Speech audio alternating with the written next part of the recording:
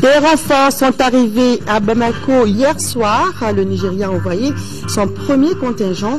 La France, de son côté, renforce son dispositif avec l'arrivée d'un millier de soldats. La Norvège, quant à elle, a envoyé du matériel sanitaire et des médicaments. Nouvelle de la ligne de front, hier, Kona a été libérée par les forces maliennes et françaises. Cette belle victoire a permis à nos forces armées de sécurité de récupérer d'importants matériels de guerre saisis sur les terroristes.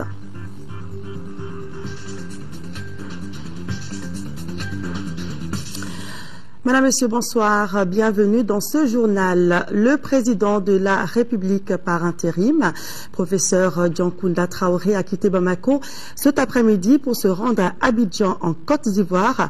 Sur place, le président participera au sommet extraordinaire des chefs d'État et de gouvernement, un sommet consacré au Mali. Il a été accompagné à l'aéroport international Bamako-Sénou par le Premier ministre, les membres du gouvernement, entre autres personnalités. C'était cet après-midi à Bamako-Sénou, au départ du président de la République par intérim sur Abidjan pour participer au sommet extraordinaire des chefs d'État et de gouvernement de la CEDEAO. Et je vous informe que le président de la République par intérim est arrivé à Abidjan cet après-midi. Le sommet auquel il participera se tient demain samedi et sera essentiellement consacré à la situation sécuritaire au Mali, où la communauté mène depuis plus d'une semaine aux côtés de l'armée malienne la guerre contre des terroristes. Ce sommet présidé par l'Ivoirien Alassane Dramane Ouattara est le premier du genre des chefs d'État de la sous-région depuis le déclenchement de la guerre contre les terroristes au Mali.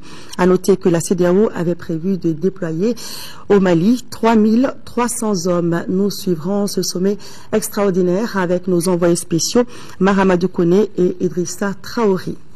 Revenons sur les activités d'hier du président de la République par intérim. Il a reçu hier soir l'envoyé spécial des Nations Unies pour l'Afrique de l'Ouest.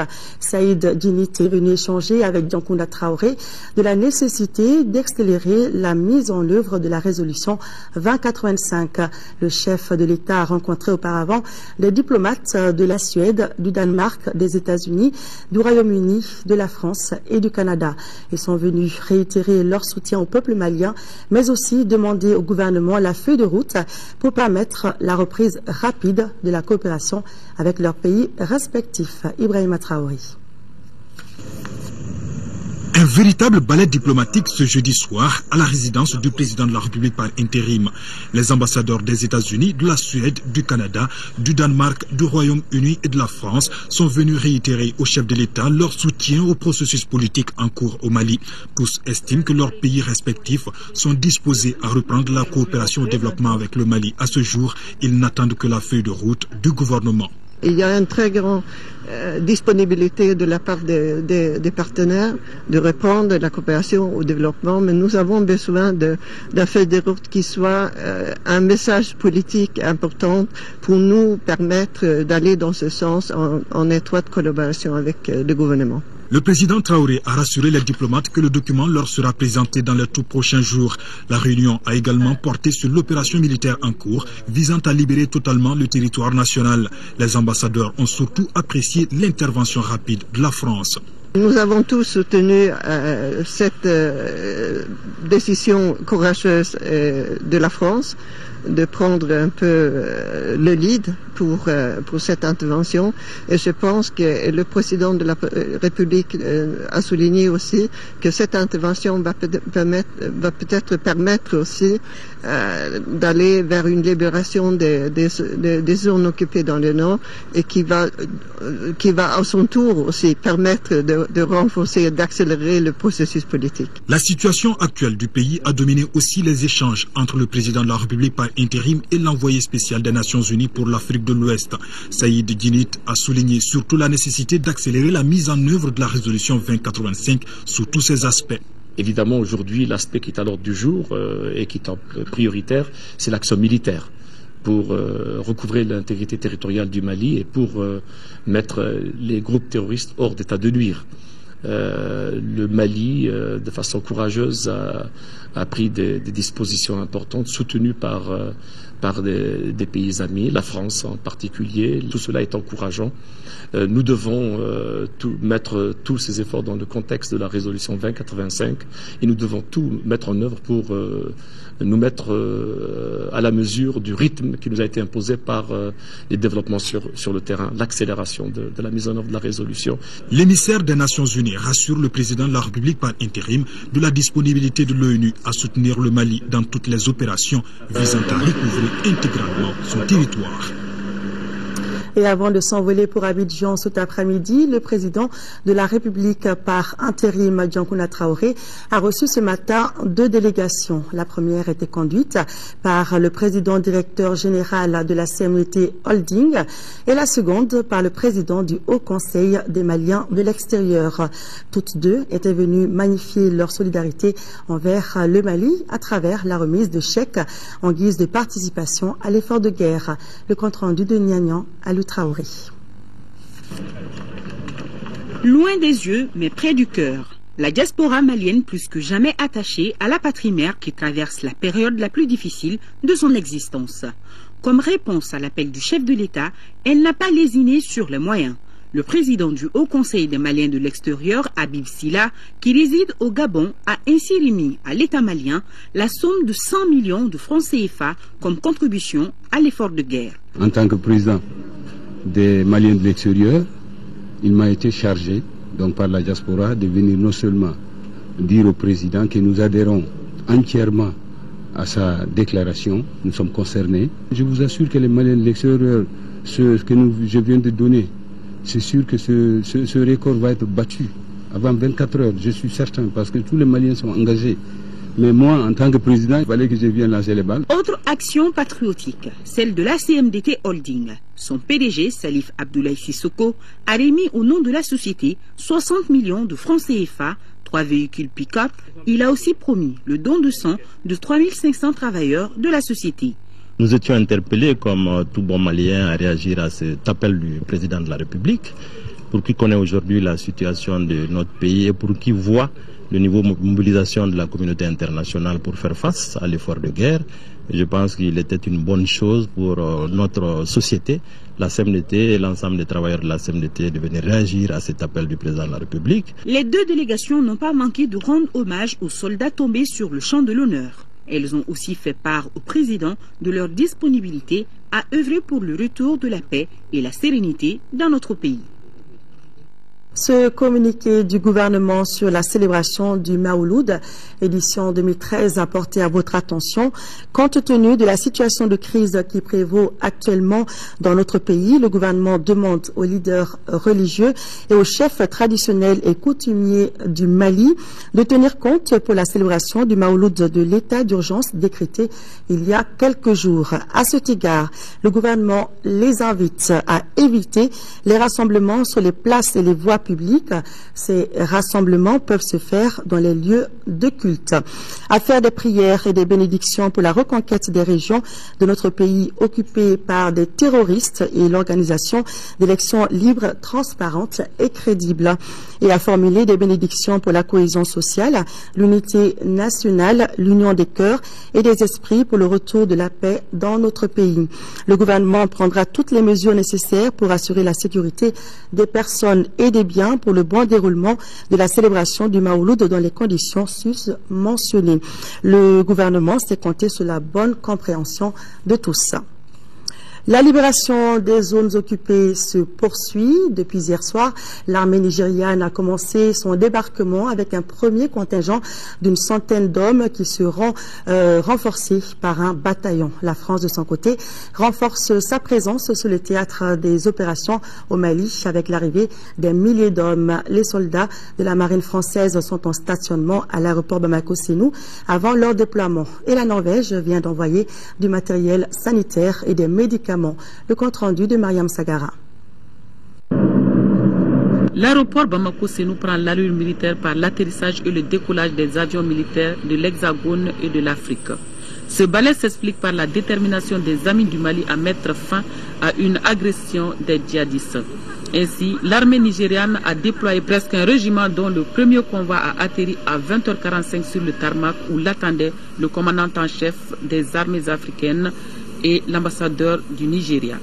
My message to the Malians is that ce que nous attendons, qu'il y ait une confiance des Maliens envers nous et qu'ils nous amènent leur soutien aussi en termes d'amitié, en termes d'information.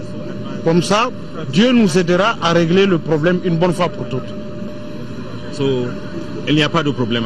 Ces hommes seront bientôt rejoints par d'autres unités nigérianes et la logistique qui prévaut.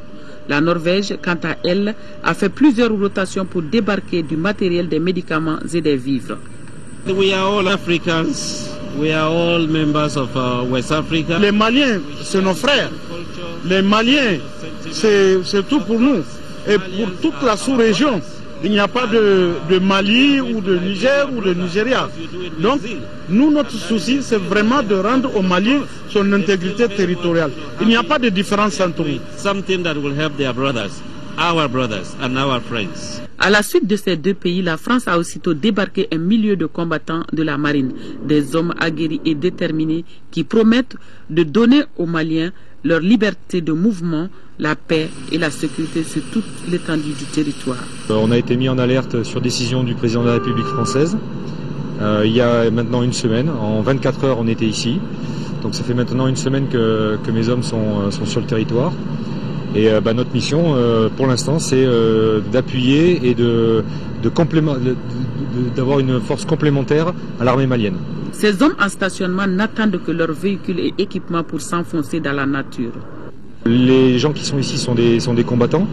Vous imaginez bien qu'un dispositif comme ça ne se met pas en place en 5 minutes. Donc vous voyez, c'est un flot continu d'avions qui amènent du matériel. Donc tout notre matériel n'étant pas encore complètement arrivé, c'est pratiquement le cas pour toute la compagnie. Il nous manque encore un véhicule. Et nous serons en mesure de nous déployer où on voudra bien nous déployer. L'officier commandant s'est dit enthousiasmé par l'accueil à la malienne qui leur a donné du tonus à combattre sur le territoire malien. J'ai fait de nombreux pays africains.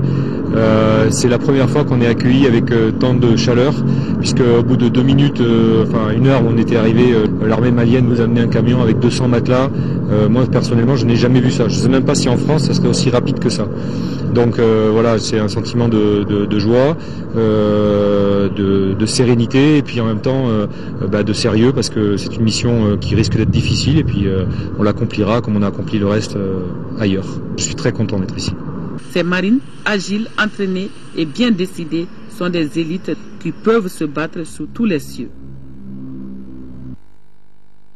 Hors du pays, mais toujours dans le cadre de la situation au Mali, le président de l'Assemblée nationale par intérim, en visite à Paris, a rendu une visite de courtoisie à son homologue français Claude Barthelone. Younouss Touré était venu remercier les députés français pour l'engagement de la France aux côtés du Mali pour la libération des régions occupées, entre autres. Le point avec Makanfi Konaté.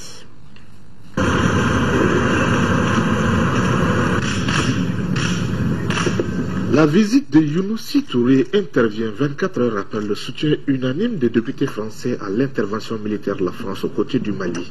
Dans cette situation extrêmement difficile que traverse mon pays, j'estime donc qu'il est absolument nécessaire de rendre une visite de courtoisie au président de l'Assemblée nationale française pour lui exprimer ma gratitude au nom de l'Assemblée nationale du Mali et du peuple malien pour cette marque de solidarité vis-à-vis de mon pays. Claude Barthelone a réaffirmé la volonté des députés français à soutenir le gouvernement français. Il s'est par ailleurs engagé à interpeller ses homologues européens à soutenir le Mali au moment où l'Europe s'apprête à commémorer l'amitié franco-allemande. Je me suis adressé à l'ensemble de mes collègues présidents de Parlement des différents pays européens dans les heures qui viennent de s'écouler pour à la fois leur signaler le vote qui a eu lieu à l'Assemblée nationale hier et leur dire que nous souhaitons vraiment que l'Europe puissent être rassemblés aux côtés du Mali pour montrer notre volonté de soutenir bien entendu le Mali et être porteur aussi de cette idée de liberté et de paix qui est le modèle européen que nous allons célébrer mardi au Bundestag. L'après-guerre aussi a été abordée au cours de cette rencontre. Claude Barthelone a exprimé la disponibilité des députés français à former leurs homologues du Mali pour le renforcement de la démocratie malienne. Les regards sont désormais tournés vers l'issue de ce conflit et surtout les prochaines échéances électorales au Mali. Des déclarations continuent de parvenir à notre rédaction sur la situation sécuritaire du pays. Ainsi, nous avons reçu aujourd'hui celle de l'Initiative des jeunes républicains du Mali, IJRM, de la Jeunesse Union africaine, de la coordination des associations des ressortissants et sympathisants de Dioïla, de l'Association des femmes minières du Mali, du Forum des organisations de la société civile, du Syndicat national de l'éducation de base, SINEB, de la Fédération malienne des associations de personnes handicapées, de l'Amicale des anciens nord-maliens de sang, du mouvement Mali Valeurs, la Ligue des écrivains, le collectif Nouvelle Génération, de l'Association malienne des amis de la France, ASMAF, de la Convention pour la Renaissance, Faso Nietaga, du Parti Front africain pour le développement, de l'Alliance Zazia Lazaltaraï et de l'Initiative des jeunes républicains du Mali. Ils réaffirment tous leur soutien à l'armée malienne, à toutes les forces alliées du Mali pour la reconquête du territoire, la lutte contre les djihadistes, les narcotrafiquants et autres bandits armés. Sur un tout autre sujet, 11 agents de l'ORTM font valoir leur droit à la retraite. Cet après-midi, le ministre de la Communication leur a rendu hommage. Le porte-parole du gouvernement a saisi cette opportunité pour lancer le nouveau site web de l'Office. Il est accessible au www.ortm.ml. Ibrahima Traoré nous présente la plateforme. Tapez www.ortm.ml, s'ouvre à vous désormais la fenêtre de l'Office de radio-diffusion-télévision du Mali. Le site propose aux internautes la radio et la télévision nationale ainsi que la chaîne 2 en direct. On y trouve aussi des articles sur toute l'actualité nationale et internationale. En plus du journal télévisé, la plateforme présente des émissions phares comme le Mali 1 et Indivisible, Sur la ligne de front, l'interview de la semaine ou encore questions d'actualité et cybernétique. À tout cela s'ajoutent des messages de paix. Actualité oblige. Il était temps qu'on se donne cette fenêtre pour participer à cette véritable révolution de la communication. Alors si aujourd'hui on arrive à ce stade, je dis c'est bien heureux et beaucoup de courage et félicitations. Le Mali a aujourd'hui besoin de se faire entendre, de communiquer, parce que le Mali aujourd'hui est un enjeu. Et si vous prenez toute la mesure de la situation, je ne peux qu'en être heureux. Le site web de l'ORTM, conçu par Famib Mali, met à la disposition des internautes un forum de discussion pour des critiques et subjections. Auparavant, le ministre de la Communication a présidé la cérémonie qui marque le départ à la retraite de 11 agents de l'Office. Ils sont notamment techniciens, speakers en langue nationale ou animateurs. Le porte-parole du gouvernement leur a rendu hommage pour le service rendu à la nation. Et nous souhaitons bonne retraite à nos aînés. Des nouvelles de la ligne de front après la libération de Konna hier par les forces maliennes et françaises. D'importants matériels de guerre ont été saisis sur les terroristes. Les chefs du commandement d'opération de nos forces armées ont présenté à la presse nationale le butin de guerre. Les détails avec nos envoyés spéciaux Moussa Arimaïga et Alou Touré. C'est une armée malienne requinquée qui nous a reçus, presse malienne et presse internationale, à son quartier de commandement des opérations militaires sur la ligne de front. Autour du colonel-major Didier Dako, chef du commandement militaire, plusieurs officiers hommes de rang, fiers face à la Russie de ce qu'on appelle désormais ici la bataille de Konna. Compter et raconter fièrement entre soldats, repartis entre confidences et éclats de rire, nous voilà conduits par les officiers supérieurs pour la présentation du butin de guerre. C'est l'œuvre de l'armée malienne, des éléments du Sévaré, Et ça, c'est juste le début. Et ça va venir avec le temps. Il y a le colonel Didier Dako qui était sur le terrain hier. Donc voilà un peu le résultat des combats de 2 jours. Les 8 véhicules ont été saisis hier et avant-hier. On voit que ces véhicules sont très sales. Oui, c'est des véhicules camouflés. Ça, c'est leur technique de camouflage pour pouvoir échapper à l'observation des avions. S'ils camouflent les véhicules comme ça, ils mettent des feuillages dessus pour que les avions en passant ne puissent pas faire attention à ces véhicules-là. Vraiment, Sévaré est en train de progresser très rapidement. Et ils sont à féliciter. Les éléments sont très déterminés et très motivés. Et le moral est bon. Nous remercions encore l'armée française pour le moment pour son appui. L'armée française joue un grand rôle, ce qui a permis quand même de faciliter la prise de ces butins. Les 8 véhicules, on a de l'armement lourd qu'ils ont utilisé. En fait, les 2 qui sont devant moi ici, c'est des canons de 14,5 monotubes qui sont montés sur véhicules. C'est des armes qui tirent jusqu'à des kilomètres, 2 à 3 kilomètres, ainsi de suite, avec des portées pratiques et des cadences de tir extraordinaires. Donc c'est des armes qui sont réellement des armes d'appui de ces éléments-là. Il y a des gens qui sont partis laisser leurs chaussures. Voilà, généralement en bon bambara, comme on le dit, voilà. Comme on le voit, la bataille de Konna a été rude et même très rude. La riposte malienne sera cinglante. Et c'est le cas à Konna. À présent, au suivant. La situation sécuritaire est au cœur des échanges à Sikasso. Le chef de l'exécutif régional a rencontré hier jeudi les chefs des services régionaux et représentants d'organisations de la société civile. Objectif, mettre tous les acteurs au même niveau d'information. Sekou Konati. En initiant cette rencontre, le chef de l'exécutif de la région de Sikasso a voulu un espace d'information et d'échange sur la situation que vit notre pays depuis plus d'1 an et qui est entré dans une phase active depuis bientôt 10 jours avec des affrontements directs entre envahisseurs et forces armées maliennes soutenus par les amis de notre pays.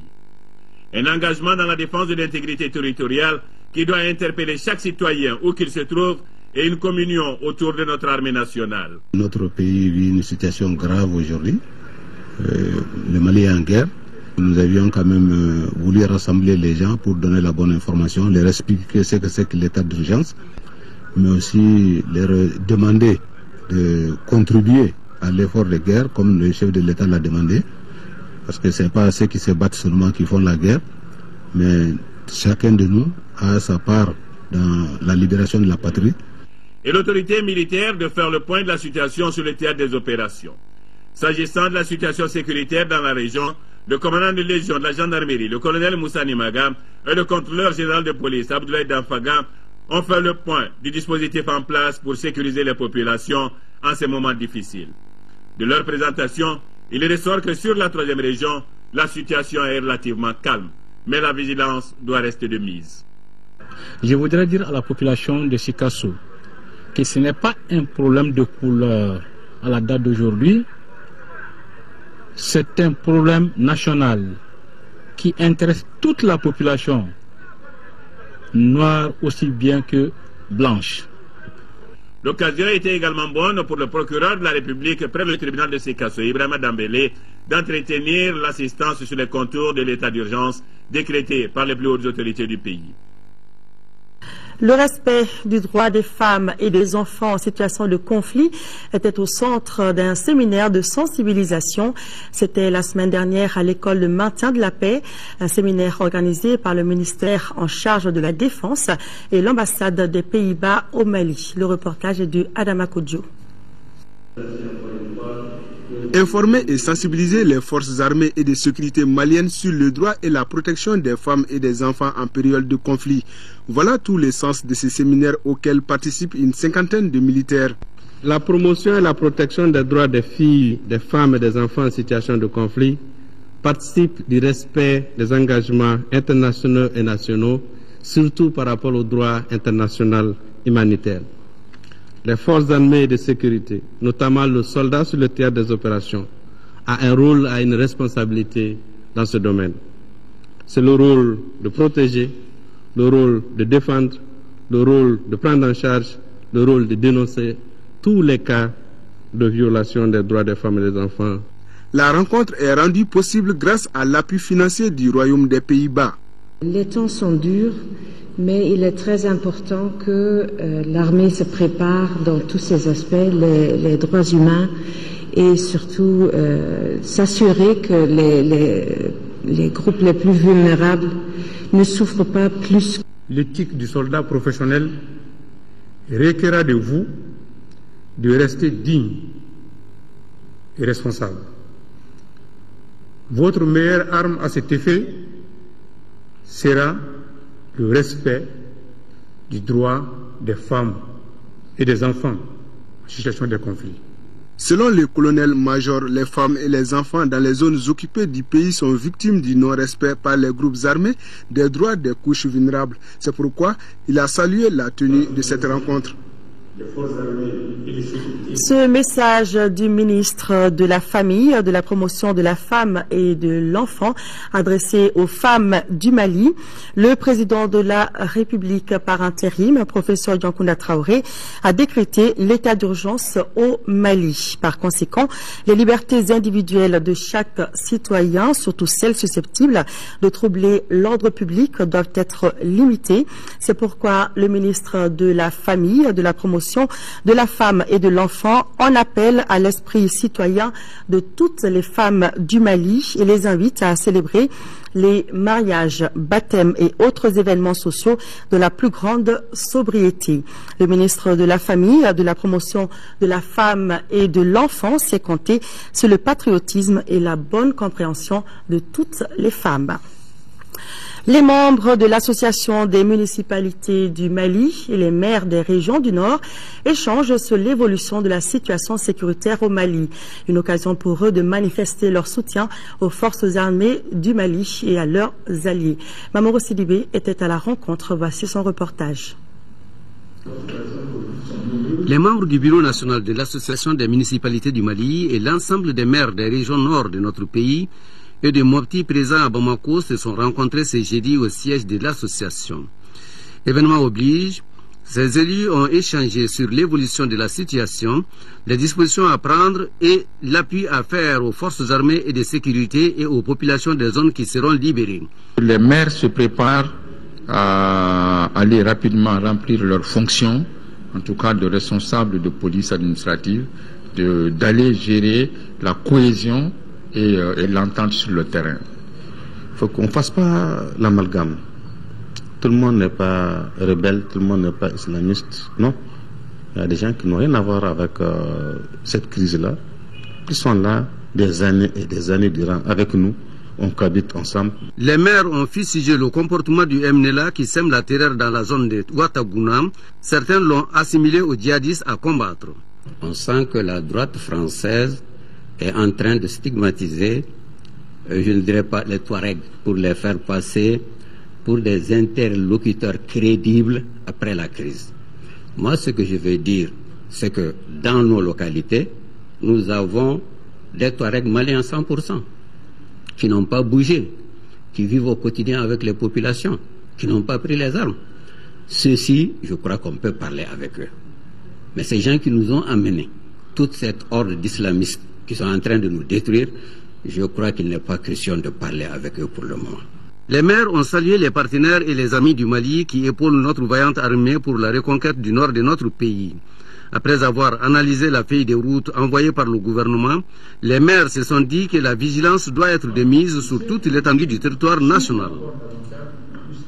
Le rapport d'étude sur la fonctionnalité du Fonds de développement de l'eau et du Conseil national de l'eau vient d'être remis au ministère en charge du secteur. Il s'agit de mieux impliquer les collectivités dans la gestion des ressources en eau et de favoriser l'investissement des priorités. La présentation du document avec Agali Agagissa. L'accès à l'eau potable demeure l'une des priorités du gouvernement pour assurer le bien-être des personnes. C'est dans cette optique que la coalition pour l'accès à l'eau potable, l'hygiène et l'assainissement CAIFA s'est lancée en 2010 dans une étude sur la fonctionnalité du Conseil national de l'eau et du Fonds de développement de l'eau. Le rapport de cette étude de 32 pages vient d'être remis aux acteurs impliqués dans la gestion de l'eau au Mali. Si le premier est un organe consultatif d'orientation des actions gouvernementales, sa fonctionnalité permet l'implication des collectivités décentralisées. Quant au second, le Fonds de développement de l'eau, la crise actuelle nous fait comprendre combien il est essentiel pour notre pays de réduire notre dépendance de l'extérieur à travers des alternatives internes susceptibles d'augmenter nos fonds d'investissement prioritaires ou d'urgence. Le rapport en question fait l'état des lieux des deux structures citées, traite des difficultés et contraintes liées à leur opérationnalisation. Il élabore également une stratégie pour leur fonctionnement effectif.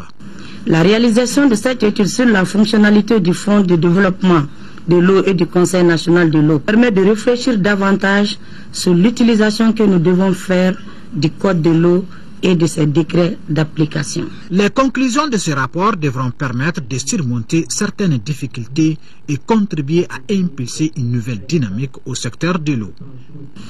Force est de constater que le Fonds de développement de l'eau est confronté à des difficultés de fonctionnement liées d'une part à l'imprécision des textes qui le régissent et d'autre part à la diversité des actes relatifs aux taxes et redevances eau. Quant au Conseil national de l'eau qui, depuis sa création, n'a pu être fonctionnel, il mériterait d'être redynamisé afin qu'il puisse jouer pleinement son rôle. Cette étude qui s'inscrit dans le cadre de la mise en œuvre du programme d'appui à la gouvernance et à la transparence a été possible grâce à la collaboration des services techniques de l'État et au financement de l'ONG WaterAid. Les travaux de l'hôtel 5 étoiles, les détours de l'ACI ont repris. Le ministre du Logement, des Affaires foncières et de l'Urbanisme s'est rendu sur le chantier pour constater. David Sagara en a profité pour visiter le centre commercial qui a coûté à l'État plus de 10 milliards de francs CFA et qui n'est pas encore ouvert au public. Daouda Sidiki Diara. Le ministre du Logement, des Affaires foncières et de l'Urbanisme est venu voir afin de se faire une idée des réalisations faites par la direction de l'ACI. La visite guidée de ce vendredi a concerné l'hôtel 5 étoiles, les détours de l'ACI. Cet hôtel de haut standing à 11 niveaux dont les travaux sont réalisés à 35% a un concept développé à plusieurs endroits, notamment le Qatar, le Maroc, entre autres. Les travaux de gros œuvres sont terminés et un opérateur sera chargé de la finition. Coût total après finition 7 milliards de francs CFA. Les travaux ont repris. Je pense que c'est en train de continuer. Nous allons prendre des décisions avec l'ACI dans les jours à venir pour orienter, n'est-ce pas, l'exploitation. Et je pense que les travaux sont en cours. Nous pensons que dans les meilleurs délais, l'hôtel peut être finalisé ou en tout cas utilisé à bon escient. La délégation du ministre s'est rendue au centre commercial de Bamako qui a coûté plus de 10 milliards de francs CFA. Doté d'un parking à double étage, ce centre commercial peut loger les grandes entreprises, les banques, les agences. Nous sommes en train de voir, selon l'autorisation du Conseil des ministres, comment effectivement orienter comme l'hôtel, son exploitation, peut-être sa vente, mais toujours avec le bénéfice de l'État malien. C'est ça la mobilisation des ressources pour soutenir, n'est-ce pas, nos forces armées de sécurité, mais aussi pour soutenir l'économie malienne qui doit continuer à vivre pour que ça ne soit pas encore d'autres fronts qu'on doit ouvrir au niveau de la population.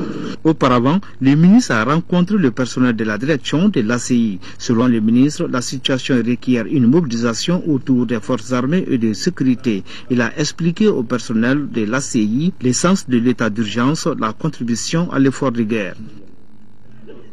Un tour dans le monde universitaire à l'université de Richmond de Virginie aux États-Unis a signé hier jeudi un accord de coopération avec l'université de Ségou. L'université américaine s'engage dans la recherche de fonds en vue de promouvoir l'enseignement à distance. De quoi s'agit-il exactement? Agibou Koulibaly nous en parle. À la faveur du jumelage entre Richmond et Ségou, les deux villes viennent de sceller un autre partenariat.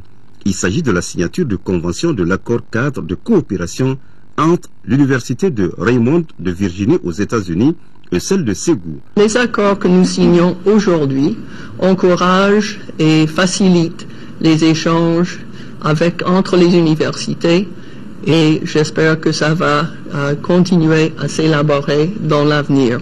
En effet, j'ai surtout hâte de voir les échanges entre les étudiants de l'histoire africaine en Virginie et les étudiants de l'histoire afro-américaine au Mali. Et alors maintenant, je vous remercie encore pour l'opportunité de signer